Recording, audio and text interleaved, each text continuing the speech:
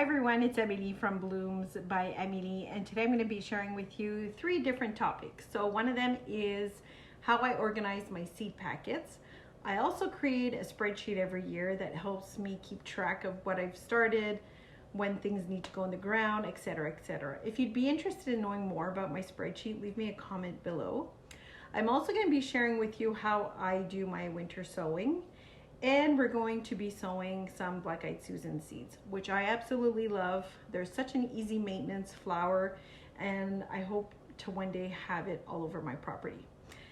So without further ado, if you like this type of video, please consider hitting the thumbs up. Consider subscribing, it really helps my channel. And let's get into it. Thanks for watching. Bye. Good morning. Have my coffee in hand. I'm going to show you how I organize my seeds for the growing season. I picked up some seeds yesterday at a local store, and when I get my packets in, let me just zoom in on this for a sec here. Alright, so when you get your seed packets, the first thing you do is you turn your seed packet around, and it has all the information that you need on the seed packet. And it usually says, if you want to start them indoors, when to do so, and if you want to direct sow, when to do so, and how many days to germination. So it gives you an idea of how long you'll see that seed burst into a little seedling. So for larkspur, I know that I can start it 3 different ways, and I'm going to write on the packet my 3 different methods. So I can do winter sowing with larkspur, because it's a cold hardy annual. I can direct sow it, and I can also start it indoors. So what I do on the packet, let's zoom you in here.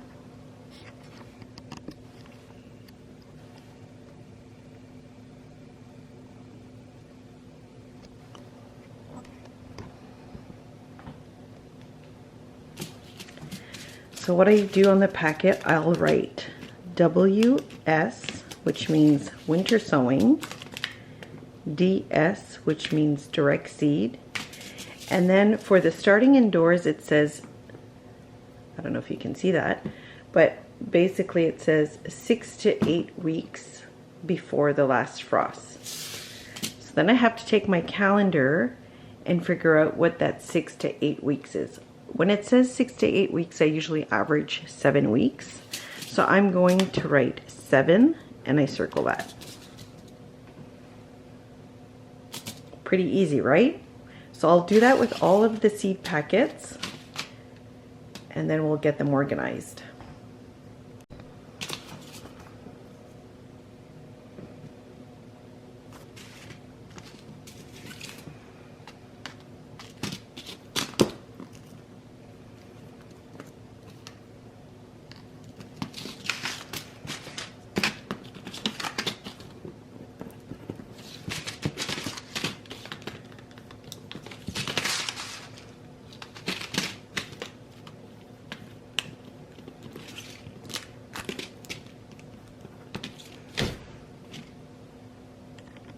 So this is a much easier way when you get your seed packets in to write all the information in the front, so you're not having to go and look every single time that you want to organize your seeds at the back of the seed packet.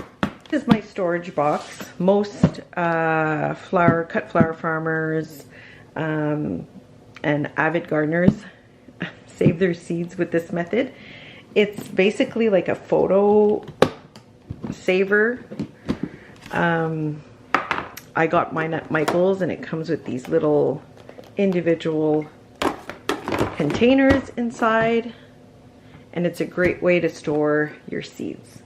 Basically, my little compartments here are organized by the week I need to start them. Some people like to store like all the zinnias together, all their snapdragons together, but I find that on week 4, I can just grab my week 4, and these are all the seeds I need to start that week. So it's much easier for me. So you'll notice some of them don't have labels, and that's what we're going to be doing today. We're going to add some labels. So this is my label maker. Nothing fancy, no batteries required. So it's just a punch system. So I'm gonna do one for 8 weeks. So I set my dial, I don't know if you can see this, to 8.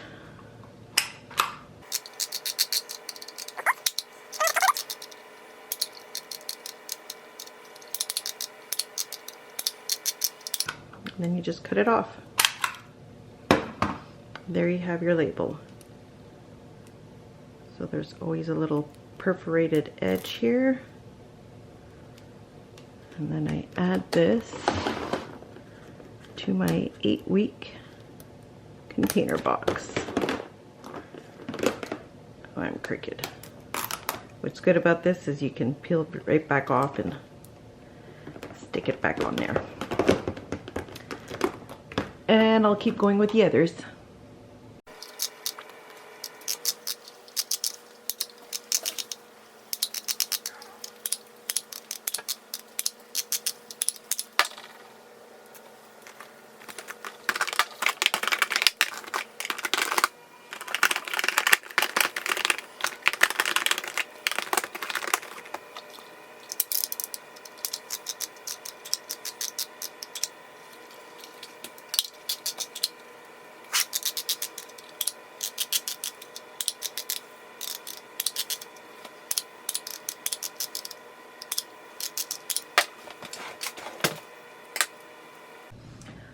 Alright, so all my labels are done. I kept one blank, and I'll explain that later.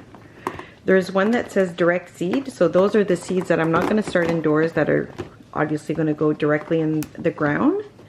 I have a 2-week period, 3, and then I have 3 boxes for 4, just because I have a lot of seeds that require that 4-week before last frost start date. Especially the zinnias, so they take up a lot of space. My 5-week, 6, 7, 2 for 8 weeks, because there's a lot in the 8-week, namely some of the snapdragons, and then I have 9, 10, and then 11 and over goes into this one. And then I have one for fall sowing.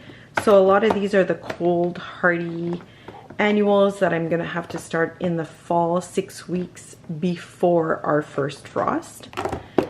So everything is organized in here, and then I'll explain to you. So the larkspur, I'm going to be doing some winter sowing with this one today. So you'll notice here I have winter sowing, direct seed, and 7. 7 means I have to start it 7 weeks prior.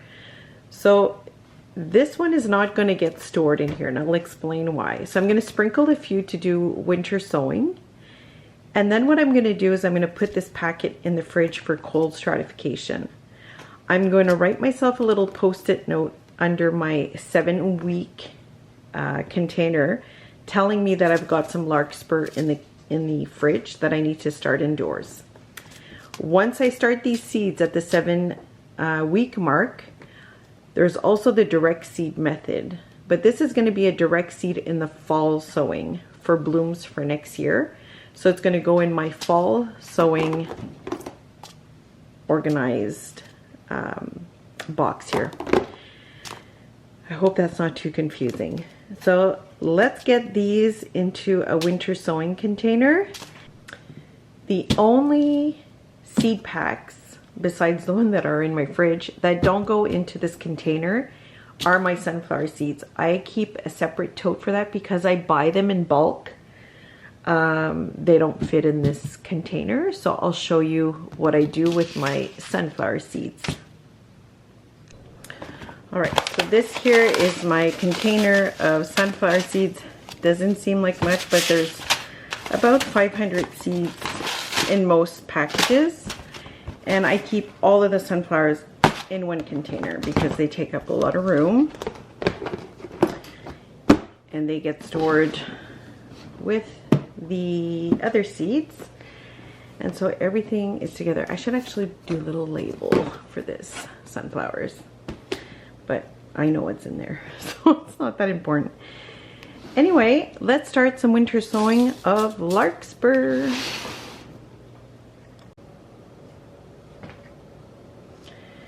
So basically there's aeration holes at the top, some at the bottom here for drainage, drainage holes, and we're just going to fill this up with soil and add our seeds. I also do the water jug method. You'll see that when we bring this outdoors. And these containers are from the dollar store, so very inexpensive, and you could use them year after year, and they're easy to stack up together. Once you're done using them, I wash them, put them away for next season. All right, let's get going.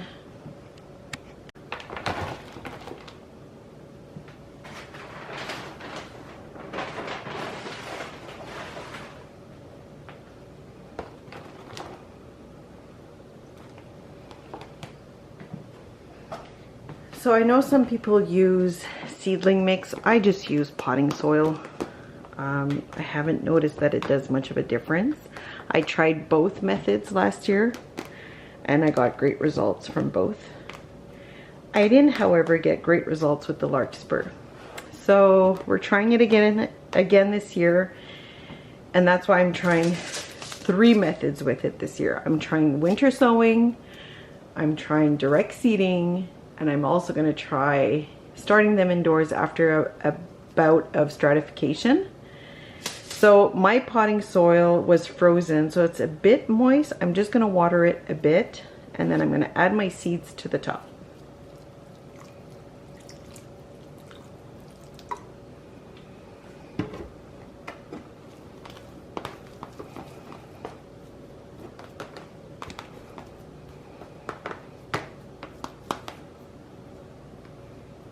You don't want your soil to be too compacted. These little seedlings need some nice loose soil to get their roots going.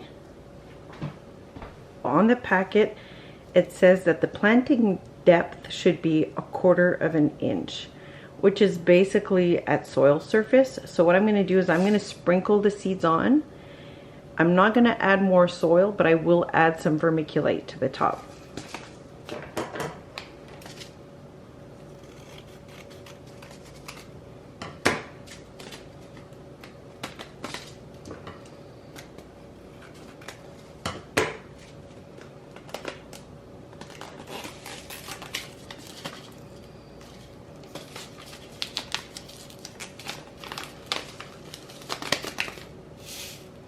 These are the seeds. Actually, I'm going to do a little less. I tend to overseed in my winter sowing, so I think this should be good enough. Just give that a sprinkle. So what the winter sowing method allows is for the winter stratification, the cold stratification. All right, so now let's go get some vermiculite and cover the top here.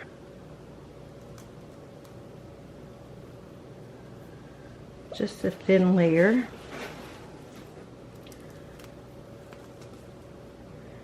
Because when it's 1/4 inch deep, that means the seed requires light to germinate. So you don't want to cover that seed too much. And that's it, guys. Done and done. Now all that's left is to put a label on, and that's it.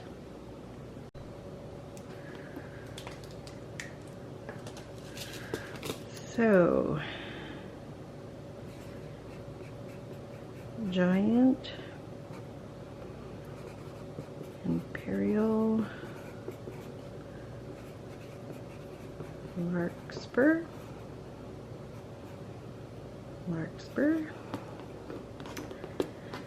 and today we are the 20th of 02. And I just like to write which packet, so Livingston, because if I have a company that the seeds did better than the other, guess which company I'm ordering from next year. So this is going to go inside of my container.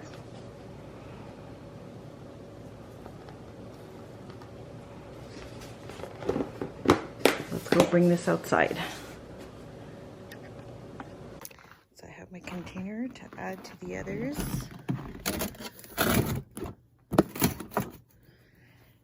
I have some in water jugs.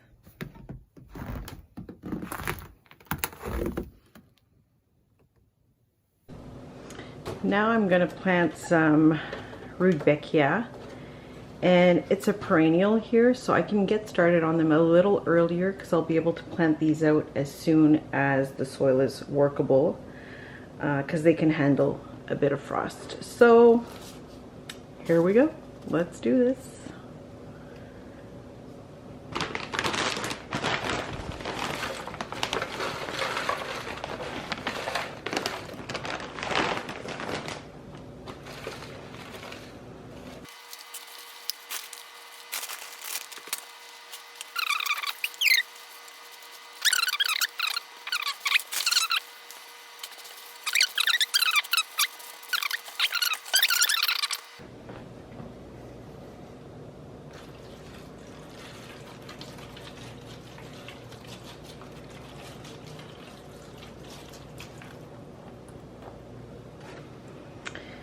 So I know some people like to do one seed per tray, but I just sprinkle it on, and then we can either thin it out or move some of the seedlings to other cells.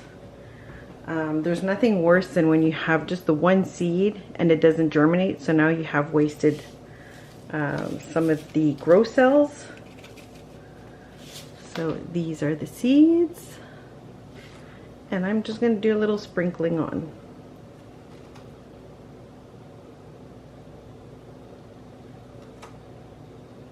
I tend to be heavy-handed on the seeding.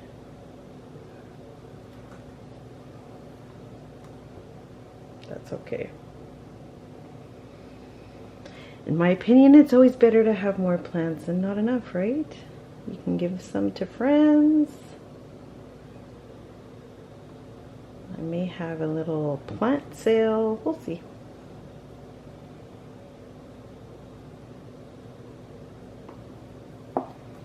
There we go.